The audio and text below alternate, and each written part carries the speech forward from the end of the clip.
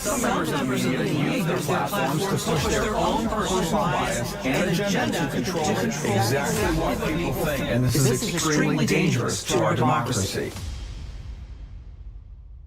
Go to work, get married, have children, act normal, walk on the pavement, watch TV, obey the law, save for your old age, then repeat after me, I am free. Slavery, it works better when you don't tell them. It's all a mind game. William Casey, CIA director, will know when our disinformation program is complete when everything the American public believes is false.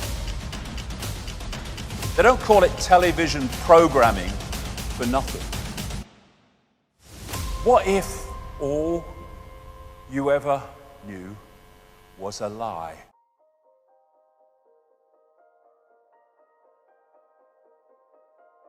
What we call stupid equals asleep. What we call asleep is hypnotized, and what we call hypnotized is unconscious.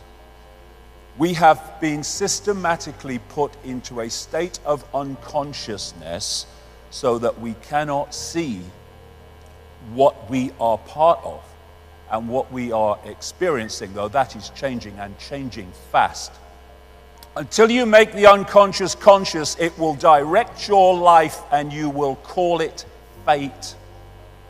All the time, the subconscious, which we're not aware of, is dictating the behavior and responses of the conscious. And if we don't understand the unconscious, then the conscious will just be a pawn in a game. It doesn't understand. Go to work, get married, have children, act normal, walk on the pavement, watch TV, obey the law, save for your old age, then repeat after me, I am free. And we keep having to say we're free. And in America, they keep having to tell the people they're free every 5 minutes because they might otherwise suss that they're not. Slavery was never abolished. It was only extended to include everyone. And yet, people go so out of their way to convince themselves they're not in a state of slavery. First stage of disconnecting from slavery, realize you're in a state of slavery. Then you know what to disconnect from. Leonardo da Vinci. There are three classes of people: those who see when they are shown, those who do not see. And this system we call life is designed, again from cradle to grave, to make sure as many people do not see.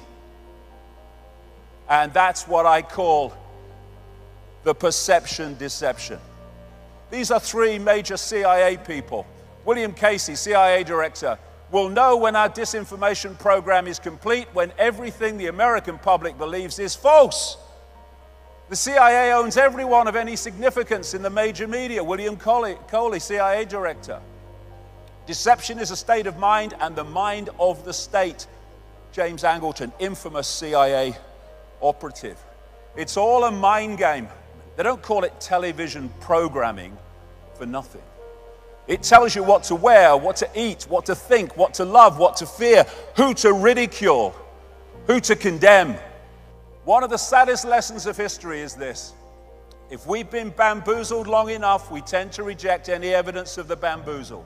We're no longer interested in finding out the truth. It's simply too painful to acknowledge, even to ourselves, that we've been taken. Once you give a charlatan power over you, you almost never get it back. Almost never. But we're fricking going to. But that's what it is. It's a bamboozle. It's a mind program. This is cognitive dissonance. This is a definition of it. Sometimes people hold a core belief that is very strong. When they're presented with evidence that works against that belief, the new evidence cannot be accepted.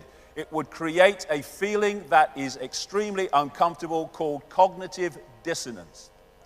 And because it is so important to protect the core belief, they will rationalize, ignore, and even deny anything that doesn't fit in with the core belief.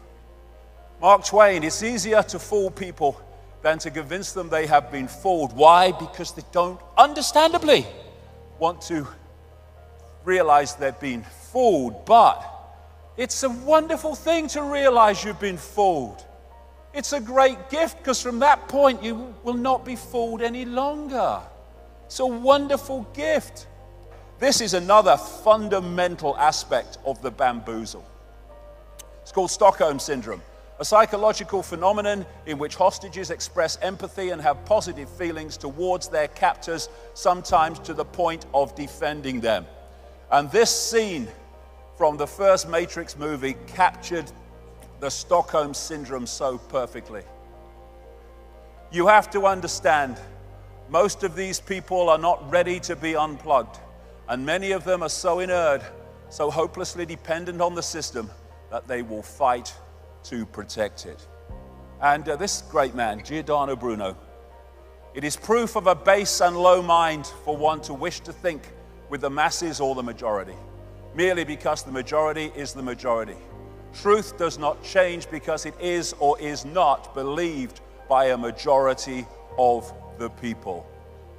When you find yourself on the side of the majority, it's time to pause and reflect.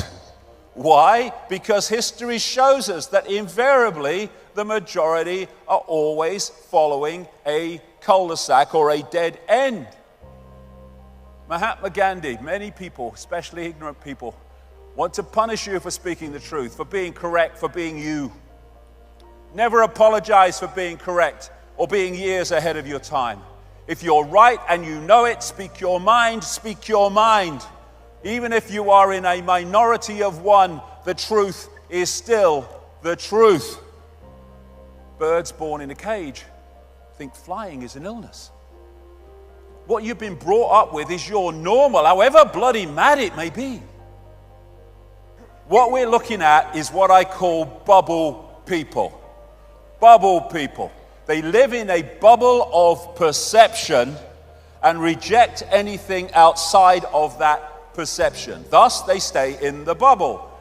And so all these institutions are programming beliefs and perceptions in the bubble. And unless you break out of it, they're the only perceptions you ever come across. And this is what they say to you. Look, mate, I live in the real world, me. All right, I've got that real world. Go to work, get married, have children, get normal. I am free. That's the real world they're talking about. The real world of human slavery masquerading as freedom. You can ignore reality, but you can't ignore the consequences of ignoring reality. Can you remember who you were before the world told you what you should be? Can any of us remember that? When we're born into a world and from day one we're told who we are, what we should do, what reality is, what we should aspire to, what we should oppose, all of it. Just a program. If you sense more, there is more. Yes. It's people get stuck in the mode of thinking. And when we feel something, what does it feel? You can say, well, it feels right. It shouldn't, but it does. This is the true self. This is the program self. We have the power to change anything. We have got into this situation by realizing or not realizing the power we have, by not realizing the true nature of who we are.